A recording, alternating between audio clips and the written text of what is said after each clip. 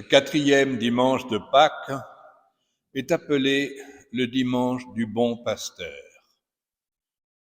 En effet, Jésus lui-même s'est comparé au berger qui garde le troupeau des brebis, qui non seulement le garde, mais le conduit. Les brebis sont des animaux plus ou moins inoffensifs, qui ont besoin de se nourrir, de trouver de bons pâturages. Mais elles ont un défaut, c'est qu'elles se dispersent, elles se perdent. À la recherche de nourriture, elles sont capables de se perdre jusqu'à tomber dans les précipices ou se faire manger par les loups. C'est une image, bien sûr, que Jésus a prise parce que l'homme sur la terre est comme une brebis, sans grande intelligence. Elle se laisse dominer par son désir de trouver de la nourriture. C'est une image qui nous fait comprendre que l'homme sur la terre doit savoir se détacher des biens matériels. Si on ne vit que pour s'enrichir, ou si on ne vit que pour son confort, si on ne vit que pour son plaisir, pour son divertissement, on se perd. Jésus est le bon pasteur qui nous dirige vers l'enclos véritable, la maison du Père. Son enseignement est exigeant, car il demande un renoncement. Il dit, « Les brebis écouteront ma voix, et il y aura un seul troupeau et un seul pasteur. » Jésus veut nous réunir par le lien de la charité, de l'amour.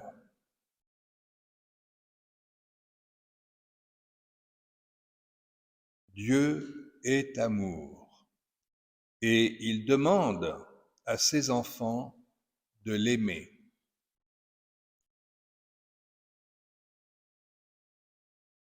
Or, l'assouvissement des désirs, la recherche du plaisir et du divertissement tue l'amour.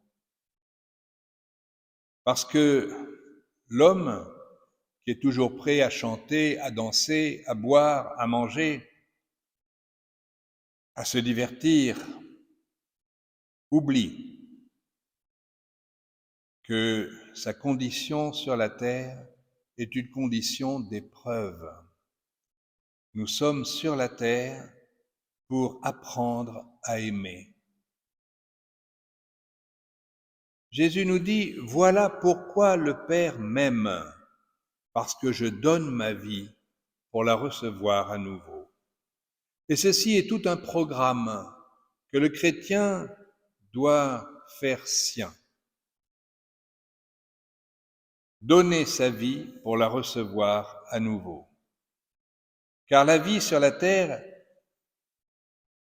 n'est qu'une image de la vie à laquelle Dieu nous appelle. Il nous appelle à la vie éternelle. La vie sur la terre est temporaire. Il nous appelle à une vie de gloire. La vie sur la terre n'est que misère. Il nous appelle à une vie de paix. La vie sur la terre n'est que guerre. On entend parler de guerre, mais la guerre, elle est à l'intérieur de notre cœur. Nous sommes toujours prêts à disputer, à nous fâcher, à critiquer. Nous voyons les défauts des autres et nous oublions nos propres défauts. Donner sa vie, c'est justement reconnaître que nous sommes pécheurs. Donner sa vie, c'est attendre de Dieu la justification par l'amour. Jésus, le bon pasteur, nous a dit: « À ceci on vous reconnaîtra pour mes disciples, si vous vous aimez les uns les autres. » Et il faut bien reconnaître que nous ne savons pas aimer. Oh oui, bien sûr, on aime ceux qu'on a choisis, nos enfants, bien qu'on ne les a pas vraiment choisis. Quelquefois, ils nous déçoivent beaucoup. Mais ça fait rien, on les aime, parce que, en fait, ce qu'on aime, c'est soi-même. On aime ses amis qu'on a choisis, parce qu'ils nous font du bien, parce qu'ils sont généreux avec nous. Mais Jésus, lui, il a aimé ses ennemis.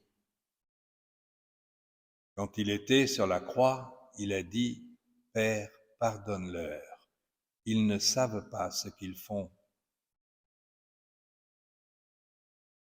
Jésus nous a dit: « Il n'y a pas de plus grande preuve d'amour que de donner sa vie pour ceux qu'on aime. » Et lui, le bon pasteur, il l'a fait pour nous. Il a donné sa vie parce qu'il savait que le Père pouvait la lui rendre, la recevoir de nouveau. Voilà le commandement que j'ai reçu de mon Père.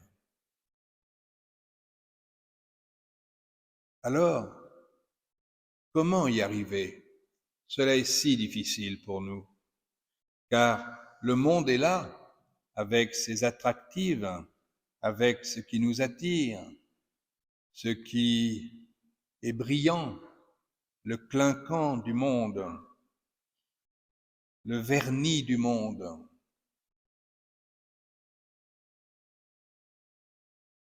L'argent, le pouvoir, la domination, la louange, comme l'homme aime être loué.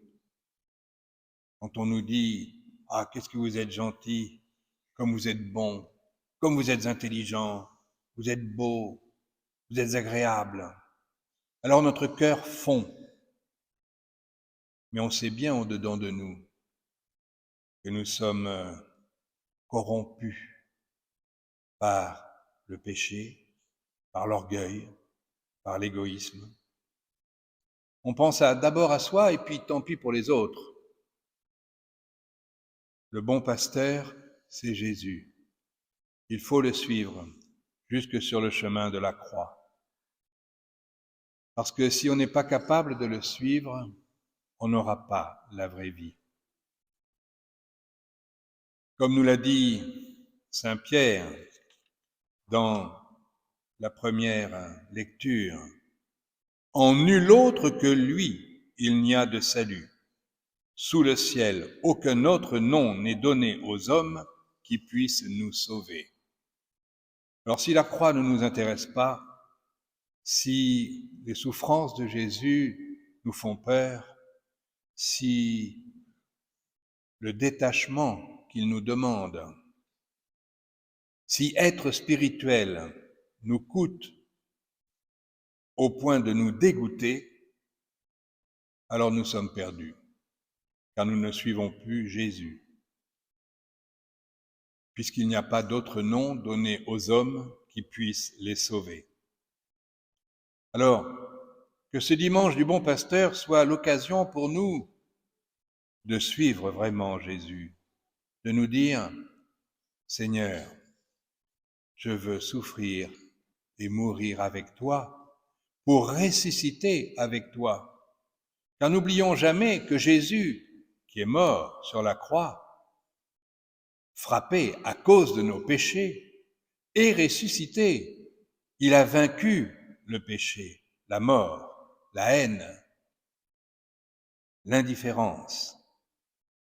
Il a vaincu pour transformer nos cœurs glacés en cœurs brûlants, brûlants d'amour. Lui, il nous aime. Et ce sera la plus grande surprise de toute notre vie, de nous rendre compte, à peine nous aurons quitté cette vie terrestre, à quel point Jésus nous aimait, à quel point son regard était sur nous à chaque instant de notre vie, même quand nous péchions, même quand nous avons été durs, méchants, insultants, avec des gros mots pleins dans la bouche. Jésus nous regardait avec amour. Et cet amour sera ce qui nous jugera à la fin de notre vie. Nous serons devant lui avec nos misères, nos pauvretés, notre néant, et nous verrons qu'il nous aimait tellement. Alors, eh bien, tant qu'on a du temps, répondons à cet amour. Commençons à regarder Jésus avec un autre regard, un regard d'intelligence, un regard de reconnaissance, un regard de gratitude. Seigneur Dieu, tu m'as tellement aimé, fais que je t'aime moi aussi.